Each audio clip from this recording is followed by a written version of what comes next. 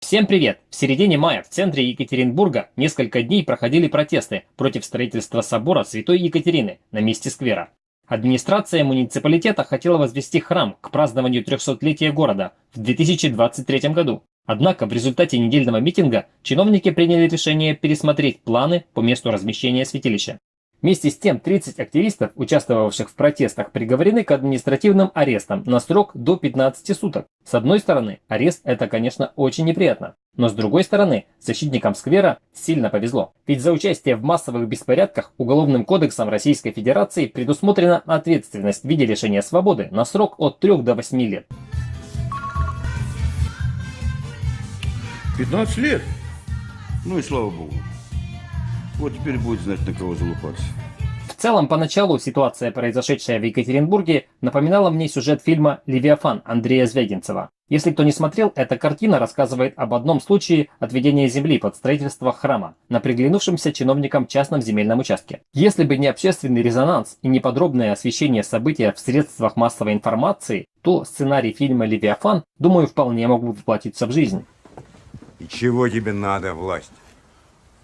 Вот это все. Забирай. Поместится в катафалк твой. Вы все насекомые. Никак не хотите по-хорошему, да? Вот поэтому тонете в говне. У тебя никогда никаких прав не было! Нет и не будет! В отличие от героев фильма, защитники сквера в Екатеринбурге смогли отстоять зеленую зону в центре мегаполиса. С подачи президента страны Владимира Путина городская власть провела опрос народа по вопросу возведения святилища в популярном городском сквере.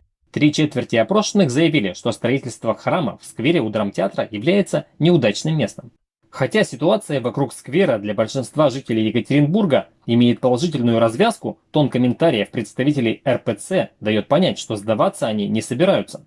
Патриарх Кирилл объяснил поведение противников строительства собора в центре Екатеринбурга служением сатане. Позже пресс-секретарь патриарха Александр Волков продолжил мысль своего руководителя и заявил, что люди в адекватном нравственном состоянии не могут возмущаться строительству храмов. Вообще-то мы с вами пока еще, наверное, не осознаем, что происходит. Святому, благоверному, великому князю Александру Невскому принадлежат удивительные слова. Не в силе Бог, а в правде. И действительно, не силой, а любовью, не хитростью, а премудростью Божией, не злобой и ненавистью, а дерзновением совершались многочисленные победы над врагами веры и Отечества.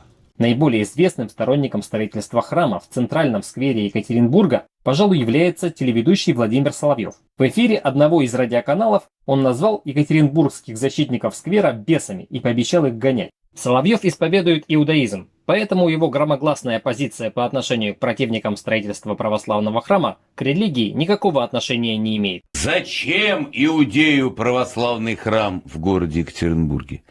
А потому что я, иудей, тебя, Максимка, и бесов твоих гоняю, гонял и буду гонять.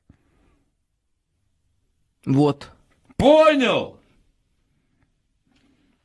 И ты, бес мелкий, хотя и боишься даже о себе рассказать, знай, вижу тебя насквозь, еще приеду вас, чертей, в Йобург гонять. Владимир Соловьев известен своей резкой критикой в адрес протестующих в стране. В 2017 году телеведущий назвал людей, вышедших на несанкционированный митинг на Тверской улице, вечными 2% дерьма и детьми коррупционеров. Происходившее вокруг зеленой зоны в центре Екатеринбурга в мае 2019 года телеведущий Владимир Соловьев охарактеризовал в том числе как вмешательство Запада.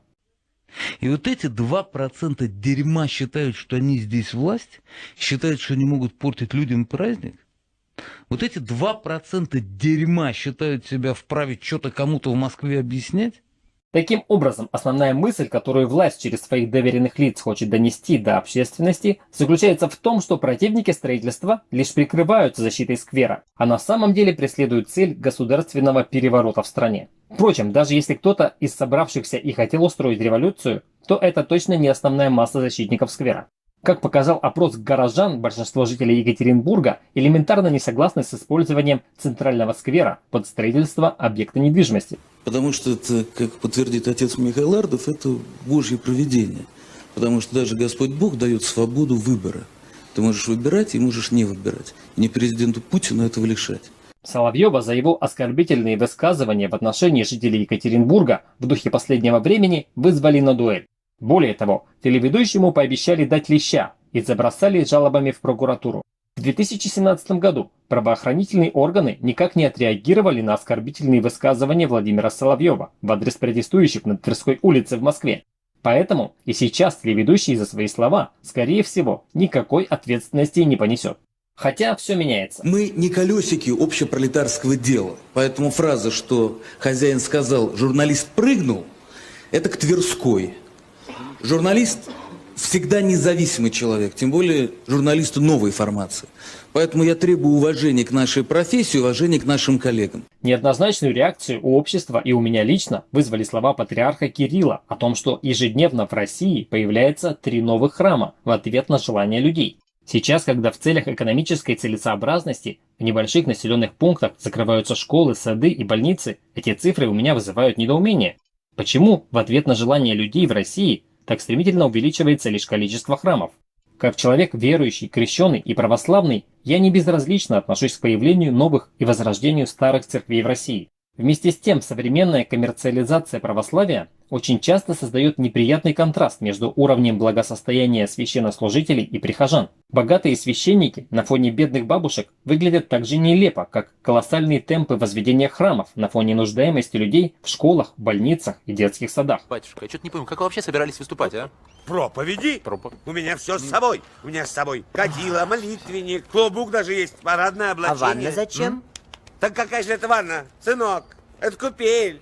Современная российская православная церковь – это по сути гигантская бизнес-корпорация, предоставляющая услуги населению. С этой точки зрения от строительства новых храмов зависит создание рабочих мест, а также рост доходов РПЦ. Однако, поскольку в России церкви о своих доходах не отчитываются, то со стороны оценить экономическую целесообразность строительства нового храма невозможно. Главными инвесторами Екатеринбургского храма называют 2 уральских миллиардеров.